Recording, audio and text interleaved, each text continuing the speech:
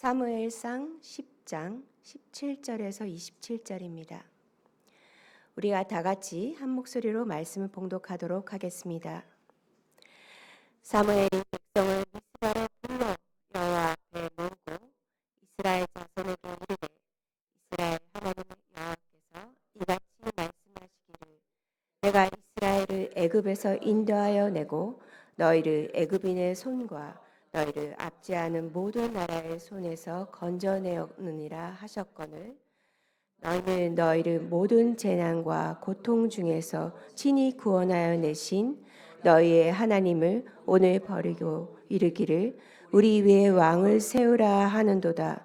그런즉 이제 너희의 지파대로 1000명씩 여호와 앞에 나아오라 하고 사무엘이 이에 이스라엘 모든 지파를 가까이 오게 하였더니 베냐민 지파가 뽑혔고 베냐민 지파를 그들의 가족별로 가까이 오게 하였더니 마드리의 가족이 뽑혔고 그 중에 기승의 아들 사울이 뽑혔으나 그를 찾아도 찾지 못한지라. 그러므로 그들이 또 여호와께 묻되 그 사람이 여기 왔나이까? 여호와께서 대답하시되 그가 진보다리들 사이에 숨었느니라 하셨더라. 그들이 달려가서 거기서 그를 데려오매 그가 백성 중에 서니 다른 사람보다 어깨 위만큼 컸더라. 사무엘이 모든 백성에게 이르되 너희는 여호와께서 택하신 자를 보느냐? 모든 백성 중에 짝하리가 없느니라 하니 모든 백성이 왕의 만세를 외쳐 부르니라.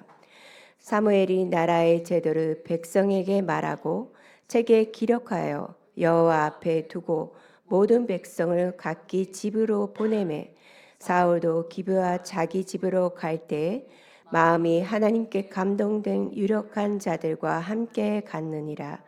어떤 분량에는 이르되 이 사람이 어떻게 우리를 구원하겠느냐 하고 멸시하며 예물을 바치지 아니하였으나 그는 잠잠하였더라. 아멘. 이 시간에 신수미 전도사님께서 왕으로 선출된 사울이란 제목으로 말씀 전해 주시겠습니다.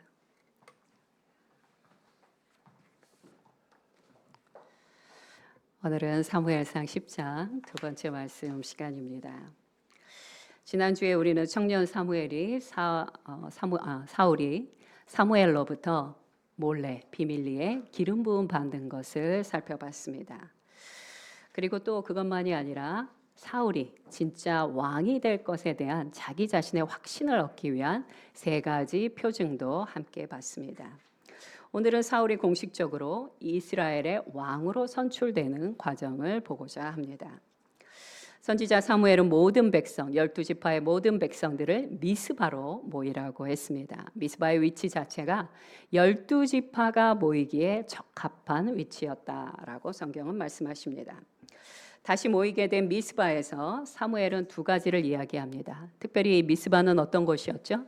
이스라엘 백성들이 회개를 했던, 그래서 다시 한번 신학의 개혁을 일으키고자 했던 곳이 미스바입니다. 그곳에서 사무엘이 두 가지 중요한 사실을 이야기합니다. 첫 번째는 하나님께서 이스라엘을 이제까지 신실하게 출애굽 때부터 오늘에 이르기까지 신실하게 너희를 다스리시고 인도하시고 구원해 주셨다라는 말씀입니다. 두 번째 말씀은 어떤 말씀이냐면 그럼에도 불구하고 이스라엘은 그런 하나님을 완강히 거부하고 거절하였다라는 내용입니다.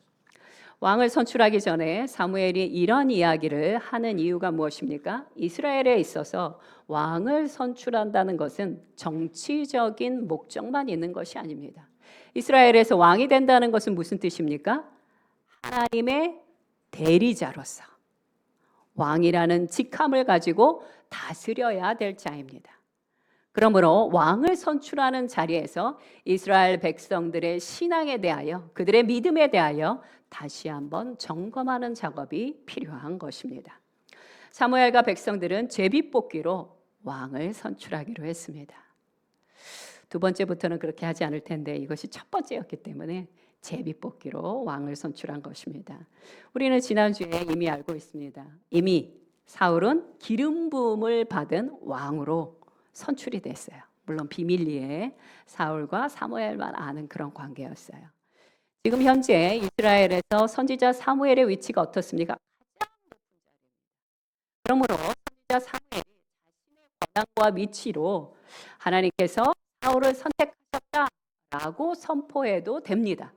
하지만 그렇게 선포하게 될 때 그 안에는 하나님의 말씀, 선지자 사무엘의 말씀에 순종하는 자들도 있지만 그렇지 않고 반항하고 거부하는 자들도 있었다는 것을 알고 있기에 사무엘은 어떤 결정을 한 것입니까? 모든 지파들이 다 나와서 모든 이들에게 공평한 기회를 주어서 그런데 여기서 이미 사무엘은 하나님이 누구를 선정하시는지 잘 알고 있습니다. 근데 제비뽑기는 어떤 것이에요? 누가 뽑힐지 모르는 것이에요.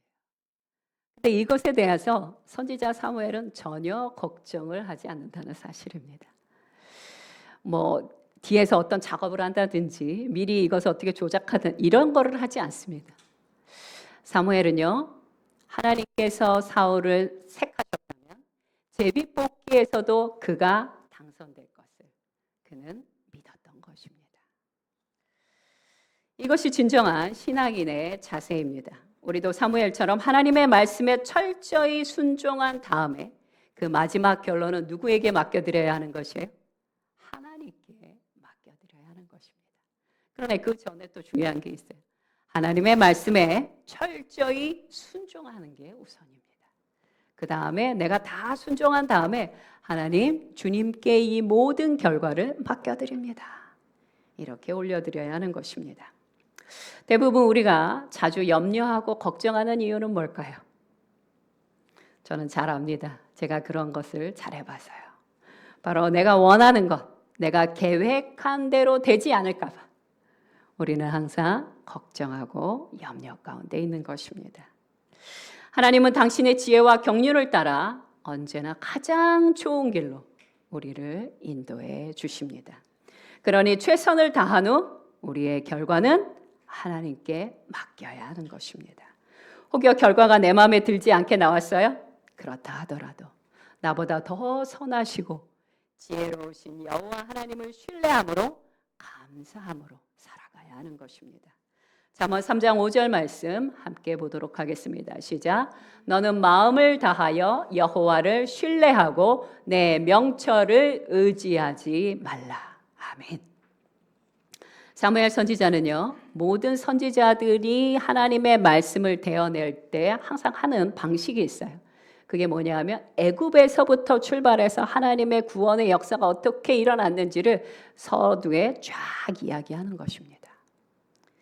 그런 하나님의 구원의 역사를 설교한 다음에 미스바에 모여있는 현재 이스라엘의 모습에 대하여 아주 정확하게 말해주는 문장이 있습니다. 말씀이 있습니다. 사무엘상 10장 19절 말씀 함께 보도록 하겠습니다. 시작. 너희가 너희 하나님을 오늘날 버리고.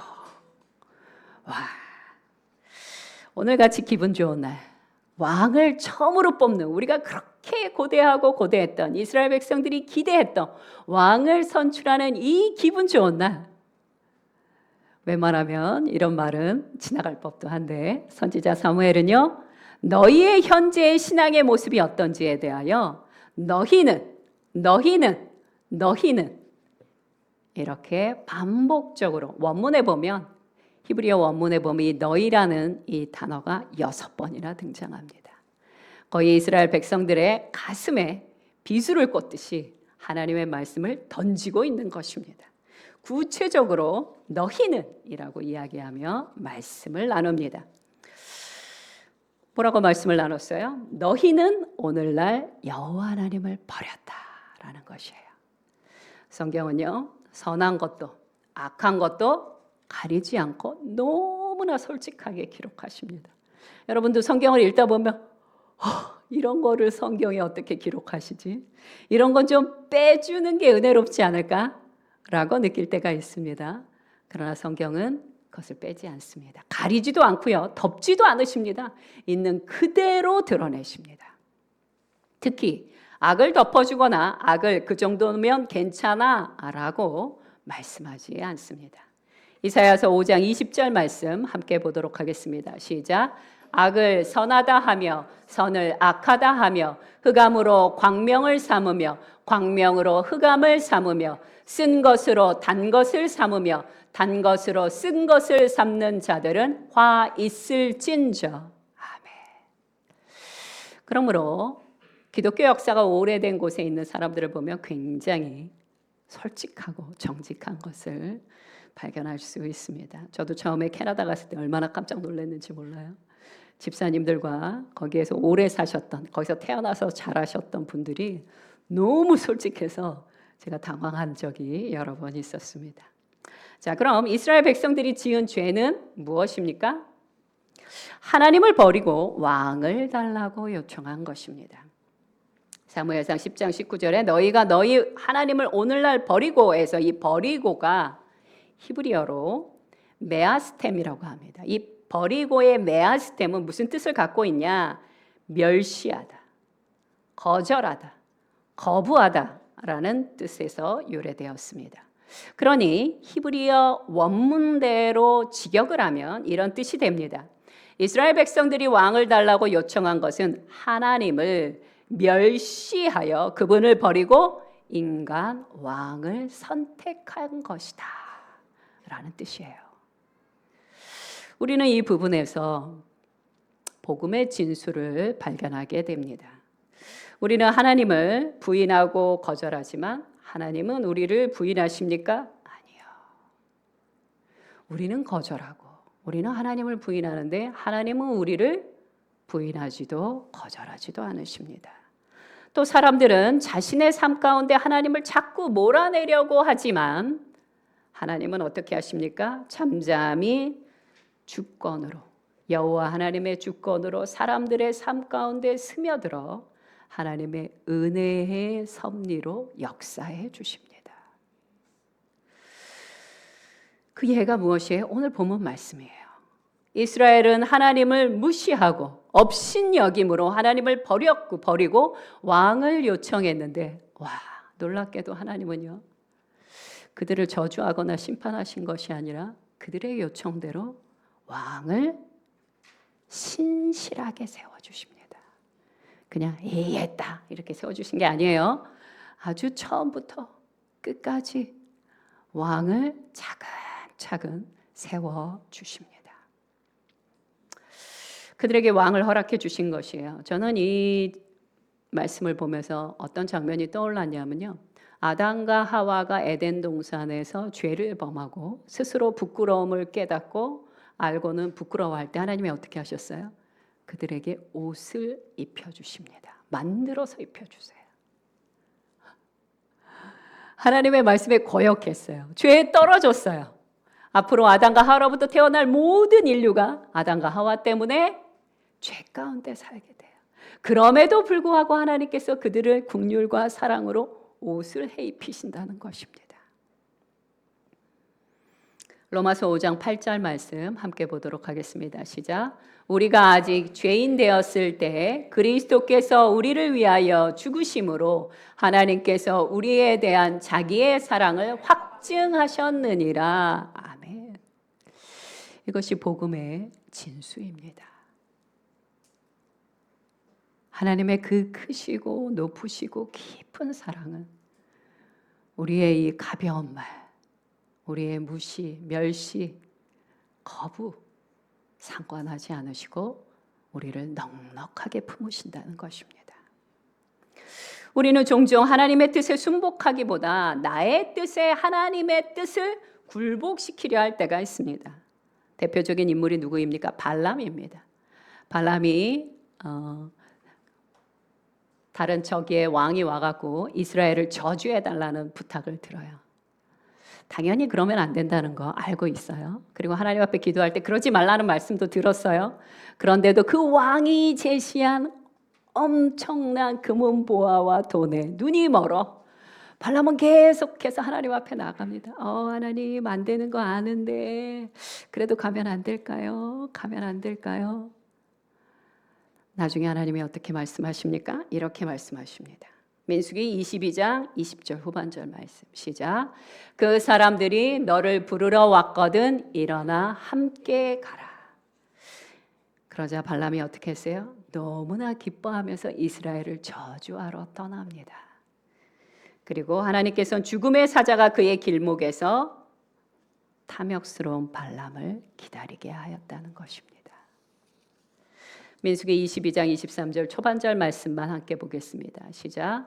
나귀가 여호와의 사자가 칼을 빼어 손에 들고 길에 선 것을 보고 길에서 벗어나 밭으로 들어간지라. 탐욕의 눈이 먼 발람의 눈에는 보이지 않는데 나귀의 눈에는 죽음의 사자가 보였다는 것입니다.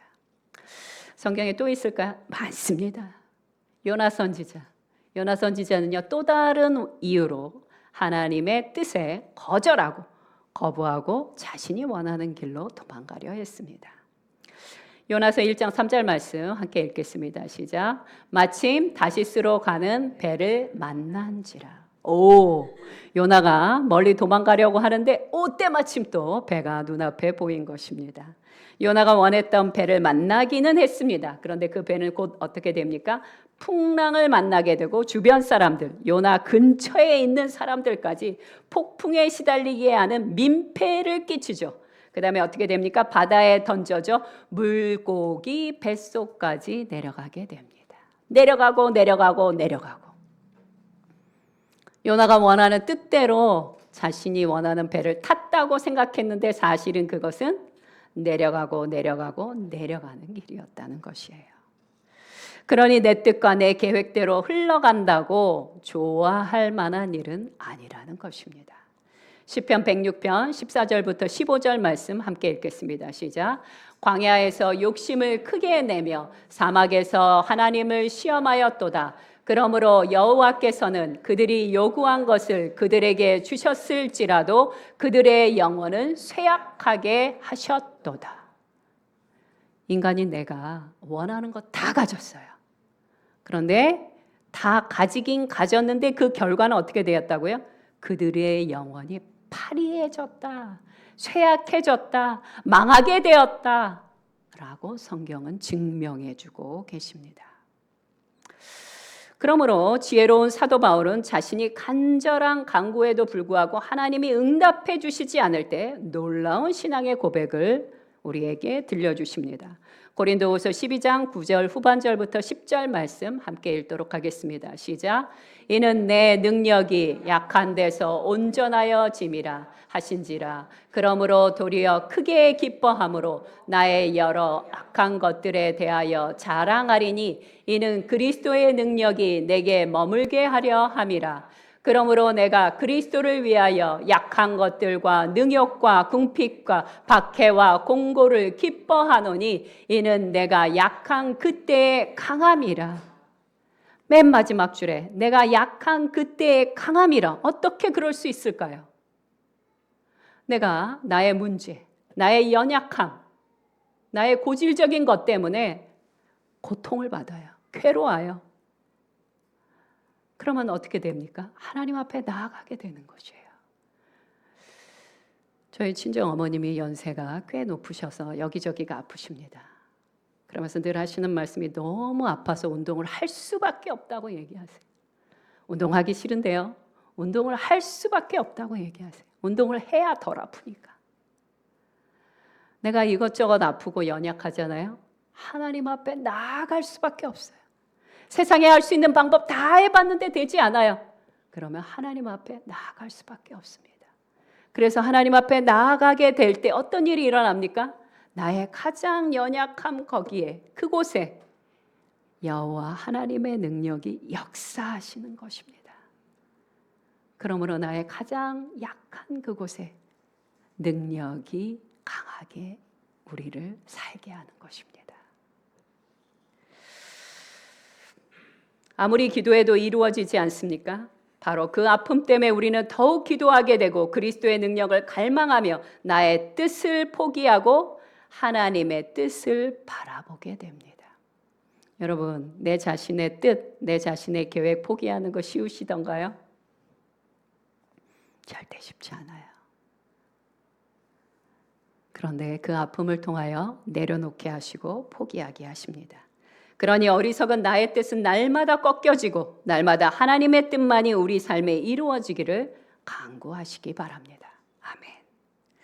자, 사무엘은요, 각 지파별로 몇 명씩 나오라고 요청합니까? 1000명씩 나오라고 합니다.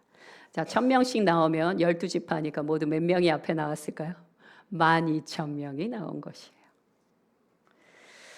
그래서 그들로 하여금 다 한 번씩 제비뽑기를 하게 했어요. 그랬더니 어느 지파가 뽑혔습니까? 베냐민 지파가 뽑혔어요. 사무엘상 10장 20절 후반절 함께 보겠습니다. 시작. 베냐민 지파가 뽑혔고, 여기서 뽑혔고라는 이 단어, 이것을 히브리어로 뭐라고 얘기하냐면 와일라케드라고 합니다. 와일라케드. 이 와일라케드는 그 행위의 주체가 여호와 하나님이라는 것을 암시하고 있습니다. 즉 제비 뽑는 것은 사람이지만 그 뒤에서 역사하시는 분은 하나님이라는 뜻입니다. 우리가 잘 알고 있는 말씀 확인해 보겠습니다. 잠언 13장 33절 말씀입니다. 시작. 제비는 사람이 뽑으나 모든 일을 작정하기는 여호와께 있느니라. 아멘. 성경에는 제비 뽑는 장면이 꽤 여러 장면이 나옵니다. 예를 들면 사사기에 대적들과 어느 지파가 나가서 싸울까 할 때도 12지파가 제비뽑기하는 장면이 나옵니다. 또 제사장들의 직분을 배치할 때도 서로 좋은 자리를 차지하려고 했겠죠. 그럴 때도 제비뽑기를 하는 장면이 나오고요. 또 가룟 유다가 죽고 나서 그 자리를 대신한 사도를 뽑을 때도 제비뽑기를 합니다. 이스라엘 사회에서 제비뽑기를 하는 이유는 무엇입니까? 하나님의 주권을 인정하겠다는 뜻입니다. 하나님, 이 제비뽑기에 하나님의 뜻이 이루어지게 하여 주시옵소서. 그러므로 베냐민 지파에서 사울이 이스라엘의 초대 왕으로 뽑힌 것에 대해 이스라엘의 12지파들은 한마음으로 인정하고 수용하게 되는 것입니다. 그런데 여기서 또 재밌는 장면이 나와요.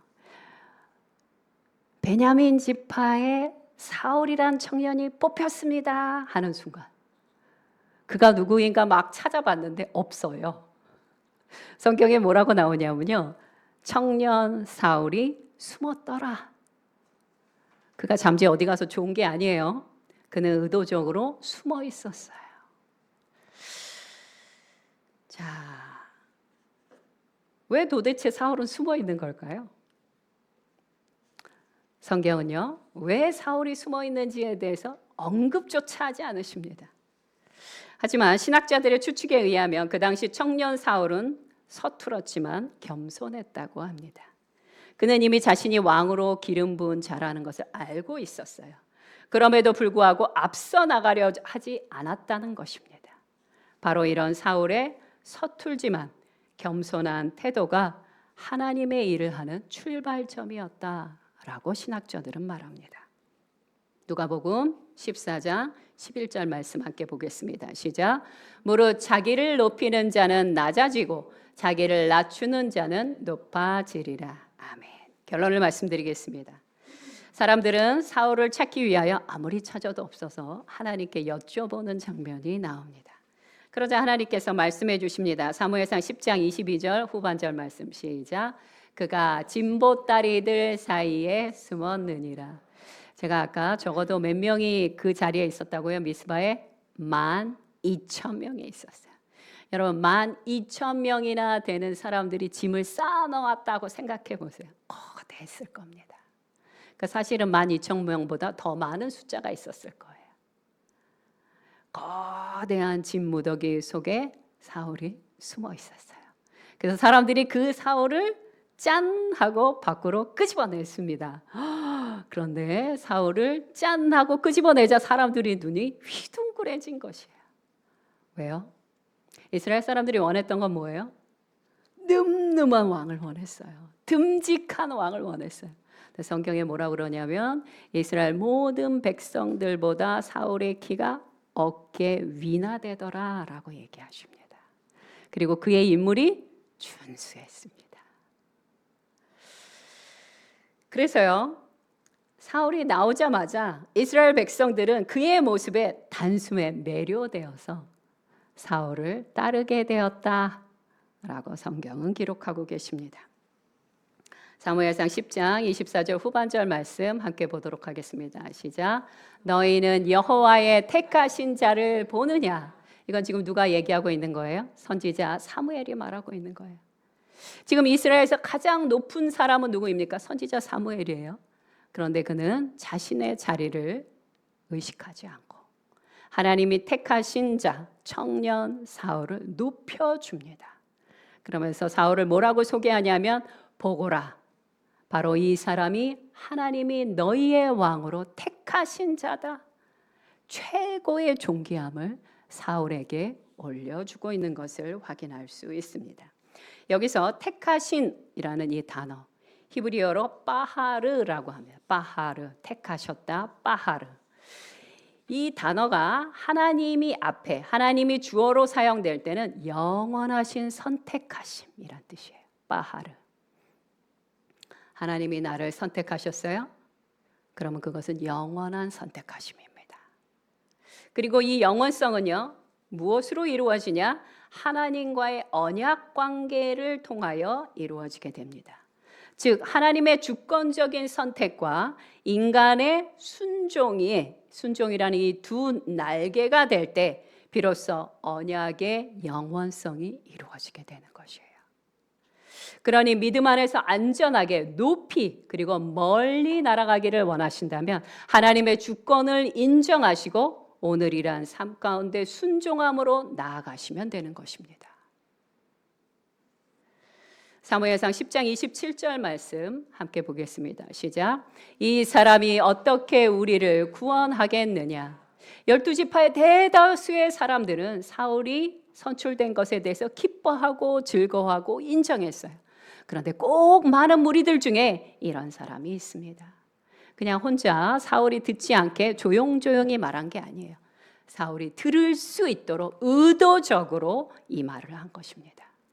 이 사람이 도대체 뭐길래 별 볼 일 없고 나이도 어린 이 사람이 어떻게 우리를 구원하겠느냐? 이들은 마치 포도원을 허무는 여우처럼 매사에 반대하고 방해하는 사람들입니다. 사울은 그들의 빈정거림을 들었어요. 그리고는 이렇게 반응합니다. 사무엘상 10장 27절 후반절 말씀입니다. 시작. 그러나 그는 잠잠하였더라. 자, 여기서 잠잠하다라는 이 말의 뜻은요, 벙어리가 되다, 고요하다라는 뜻입니다. 청년 사울은 모욕적인 말을 듣고도 자신의 상한 감정을 드러내는 대신 벙어리처럼 잠잠함으로 평안케 되는 방식을 선택하는 것을 볼 수 있습니다. 자, 그런데 이 평정심이요, 사울이 원래 있었던 것이냐? 그거는 모릅니다. 그러나 중요한 것은 무엇이냐? 이미 하나님께서 사울에게 여호와의 영, 하나님의 신을 사울에게 부어주셨다는 것이에요. 그래서 사울은요, 하나님의 영이 함께하는 자이기 때문에 주변의 빈정거림, 평화로운 관계를 깨뜨리려는 사람들의 그 어떤 방식에도 넘어가지 않습니다. 그는 평안을 유지할 수 있습니다. 그런데 놀랍게도 이 평정심이 하나님의 신이 떠나게 되면 완전히 달라지게 됩니다. 하나님의 신이 떠난 후에 사울은요, 악신에 들려 쉽게 흥분하고 충동적인 감정에 사로잡혀 불안하게 살아가게 됩니다. 사무엘상 16장 14절 말씀 함께 확인해 보겠습니다. 시작. 여호와의 영이 사울에게서 떠나고 여호와께서 부리시는 악령이 그를 번뇌하게 한지라. 오늘 본문 말씀의 핵심 주제는 무엇입니까? 여호와 하나님의 주권과 사람들의 순종입니다. 이스라엘은 하나님의 주권을 거부하고 왕을 선택했음에도 불구하고 하나님은 하나님의 은총과 그분의 전능하심으로 항상 왕정의 시대를 열어주신다는 것입니다. 여러분, 아담과 하와가 죄를 지었다고 해서 아담과 하와를 죽이시지 않으셨어요. 죄가 있는 그 상태에서 그 안에서 가장 좋은 길로 그들을 인도해 주시는 것입니다. 이스라엘에게 있어서 가장 좋은 길은 무엇입니까? 여호와 하나님과 대면하여 사는 것입니다. 근데 그 일이 계속 실패를 해요. 그러면서 왕을 요청했어요. 그래서 하나님이 그 다음 방법으로 왕정을 허락해 주십니다. 그럼 왕정은 실패한 것입니까? 아니요. 있는 그 현실 안에서 가장 좋은 길로 인도해 주신 것입니다. 이것을 제가 뭐라고 말씀드렸습니까? 전능하심이라고 말씀드렸어요. 우리는 살면서 잘못된 선택을 할 수 있어요. 잘못된 현실 속에 들어갈 수 있습니다. 과거의 실패로 낙담할 수 있습니다. 그러나 그 자리에서 넘어져 쓰러져 있는 것이 아니라 그 자리에서 일어나 회개하고 하나님 앞에 나아가게 될 때 그 현장에서 가장 좋은 길로 우리에게 인도해 주신다는 것입니다. 바로 이때로부터 이스라엘은 약 500년 동안 왕들의 참으로 스펙타클한 통치를 받게 됩니다. 그리고 이스라엘은 바벨론의 포로로 끌려가는 굴욕적인 역사로 그 왕정 시대를 끝내게 됩니다. 우리는 이스라엘과 다른 선택을 할 수 있을까요? 저는 그러기를 바랍니다. 나의 뜻과 계획이 아닌 하나님께서 내게 주신 소명을 따라 그 소명을 굳게 붙잡고 살아가기를 간절히 바랍니다. 오늘 그것을 위하여 함께 간절히 기도하시기 바랍니다. 기도하겠습니다. 첫 번째 기도 제목은 이것입니다. 내가 오랫동안 생각했던 나의 생각, 내가 오랫동안 바랬던 나의 계획이 하나님 아버지 하나님보다 더 앞서가려 했던 것이 있다며 회개하시기 바랍니다. 주님, 제 눈에 보기에는, 제 판단에는 이것이 가장 멋져 보이지만 만약 주님의 뜻을 제게 보여주신다면 언제라도 내려놓겠습니다. 포기하겠습니다. 주님이 내게 허락하신 그 소명의 길을 달려가겠습니다. 오늘 그렇게 회개할 거 회개하시고 헌신할 거 헌신하며 주님 앞에 기도하시기 바랍니다. 함께 기도하겠습니다.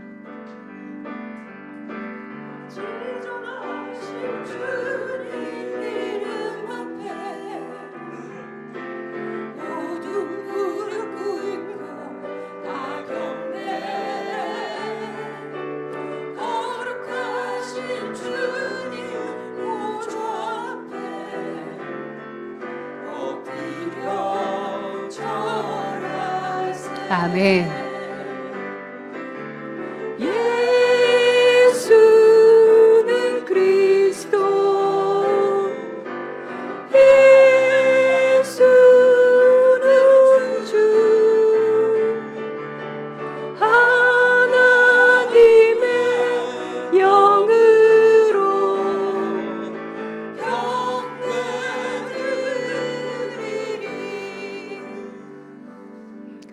두 번째 기도하고 싶은 것이 있습니다.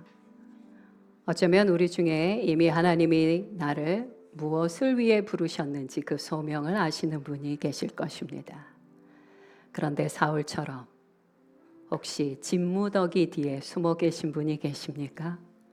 내가 무엇을 위해 인생을 살아야 되는지 이미 하나님 앞에 받았음에도 불구하고 여러 가지 이유가 있겠지요.